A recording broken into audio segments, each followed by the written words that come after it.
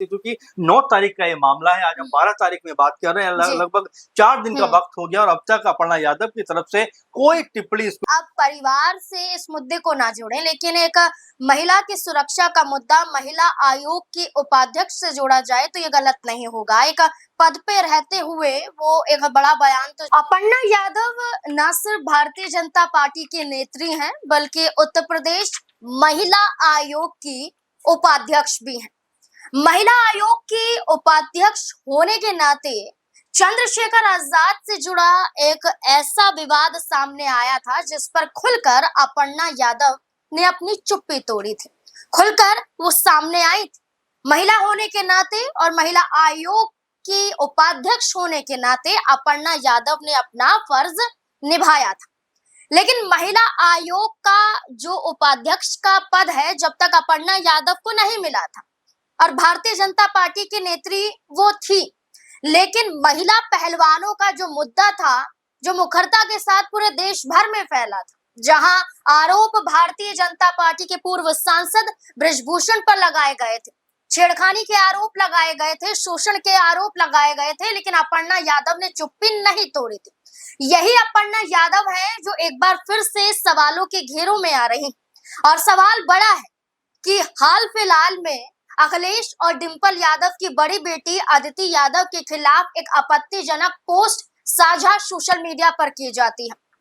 Post के बाद जहां न सिर्फ समाजवादी पार्टी बल्कि भाजपा के कई ऐसे नेता हैं जो वो खुद खुलकर कहते हैं कि कार्यवाही होनी चाहिए, जांच होनी चाहिए और बहन बेटियों की सुरक्षा होनी चाहिए और ऐसे अपमानजनक टिप्पणियां तो नहीं होनी चाहिए, बर्दाश्त नहीं किया जाएगा। तो अपर्णा यादव चुप क्यों है, इस पर एक बड़ा सवाल उठ गया है। अपर्णा यादव की चुप्पी पर बार बार संदेह जताया जा रहा है। अपर्णा यादव को लेकर कहा जा रहा है कि पारिवारिक लिहाज से ना सही, लेकिन आप महिला आयोग की उपाध्यक्ष हैं, इसके नाते तो आप आगे आकर कार्यवाही के लिए एक बड़ा बयान तो जारी कर सकती हैं, जांच के लिए बड़ा बयान जारी कर सकती हैं, यूपी पुलिस के साथ सहयोग दे सकती हैं। ये तमाम सवाल यहाँ पर पनप रहे हैं क्योंकि अपर्णा यादव इस पूरे मामले पर चुप है और इसी मुद्दे पर चर्चा करेंगे। और चर्चा करने के लिए हमारे साथ हमारे वरिष्ठ सहयोगी अमन सर मौजूद हैं।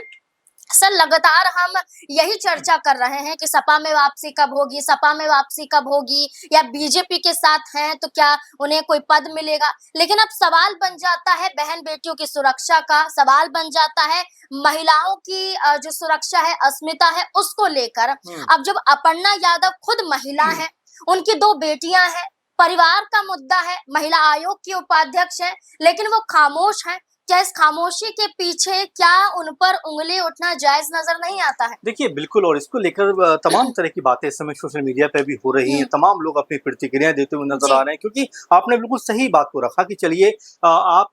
जो है परिवार के नाते ना सही, अभी तमाम तरह का माहौल बना हुआ है, गम में भी आप हैं, तमाम चीजों में आप हैं, लेकिन उसके बावजूद भी जब पीएम मोदी को आप बधाई देते हैं सोशल मीडिया के जरिए, तो क्या अपने परिवार की बेटी और साथ में आप जो महिला आयोग की उपाध्यक्ष भी हैं उत्तर प्रदेश की, तो जाहिर बात है कि उस नाते भी आपको अपनी जो बात है, जो बयान है, या जो भी आप कहना चाहते हैं वो आपको सामने रखना चाहिए, क्योंकि आप एक जो है महत्वपूर्ण पद पर आसीन भी हैं। और जाहिर बात है कि जब आप महत्वपूर्ण पद पर हैं तो उसकी गरिमा का ख्याल रखते हुए भी आपको इस मुद्दे के ऊपर ना सिर्फ आवाज बुलंद करनी चाहिए, क्योंकि सोशल मीडिया के जरिए जिस तरीके से अदिति यादव को टारगेट किया गया है, उनके खिलाफ जिस तरह का माहौल बनाया गया है, उनको साजिशन बदनाम करने का जो काम किया गया है, उसको लेकर भी सवाल उठ रहे हैं। क्योंकि अब ये मामला लगातार बढ़ता हुआ दिखाई पड़ रहा है, क्योंकि अब इसमें देखेंगे भारत कुमार पटेल हो, नागेश्वर सिंह बघेल हो, विनोद कुमार यादव हो, इन लोगों के ऊपर कह सकते हैं कि मामला दर्ज हुआ है। और ये मामला भी भारतीय न्याय संहिता की धारा जो है 79 और 336(4) और आईटी एक्ट की धारा 66E के तहत दर्ज किया गया है, यानी कि अपने आप में ये मामला जो है बेहद संगीन होता हुआ दिखाई पड़ता है। अब ऐसे में अपर्णा यादव, जाहिर सी बात है, आपने जिस बात को रखा है सामने की, उनको दोनों तरीके से इस बात को रखना चाहिए था। एक तो ये कि उनके परिवार की बेटी का अपमान का मामला है, दूसरा ये कि वो एक पद पर और जो महिला आयोग का जो उपाध्यक्ष पद होता है वो उनके पास में उत्तर प्रदेश का, तो इस नाते भी उनको अपनी आवाज को बुलंद करना चाहिए। एक सवाल ये खड़ा होता है और इस सवाल को लेकर आप जरूर सोचेंगे कि जब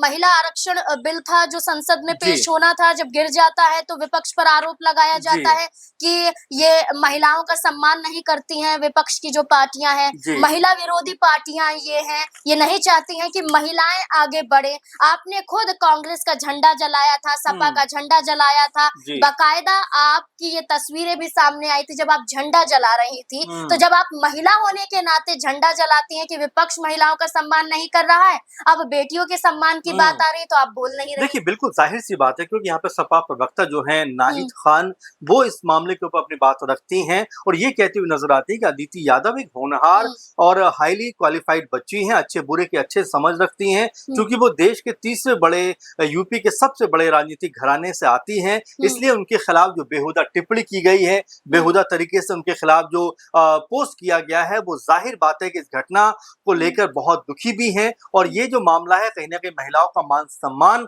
जो है लोग खत्म करना चाहते हैं, कम करना चाहते हैं, उनको बेइज्जत करना चाहते हैं। उस तरह के लोगों के खिलाफ सख्त कार्रवाई होनी चाहिए। ये नाहिद खान जो सपा की महिला नेता हैं, वो यहाँ पर ये बात रखती हुई दिखाई पड़ती हैं और वो ये कहती हुई नजर आती हैं कि अदिति यादव एक होनहार बच्ची हैं। अब जिस तरह से नाहिद खान ने ये बात कही है, क्या इसी तरह से अपर्णा यादव भी कोई बात नहीं रख सकती? क्योंकि 9 तारीख का ये मामला है, आज हम 12 तारीख में बात कर रहे हैं, लगभग 4 दिन का वक्त हो गया और अब तक अपर्णा यादव की तरफ से कोई टिप्पणी इसको लेकर नहीं की गई है। तो जो लोग हैं, जो तमाम तरह के सोशल मीडिया पर एक्टिव रहते हैं, वो ये बात कह रहे हैं कि भाई आखिर जब आपके परिवार में या आपके साथ में इतना बड़ा कह सकते हैं मामला हुआ जहां पर आपके पति दुनिया से चले जाते हैं, तब यादव परिवार आपके साथ में मजबूती के साथ में खड़ा रहा। आज अगर अखिलेश यादव की बेटी के बारे में इस तरह के अनाप-शनाप शब्दों का इस्तेमाल होता है, इस तरह की आपत्तिजनक टिप्पणी की जाती है, तो आखिर आप खामोश क्यों हैं? जब आप पीएम मोदी के लिए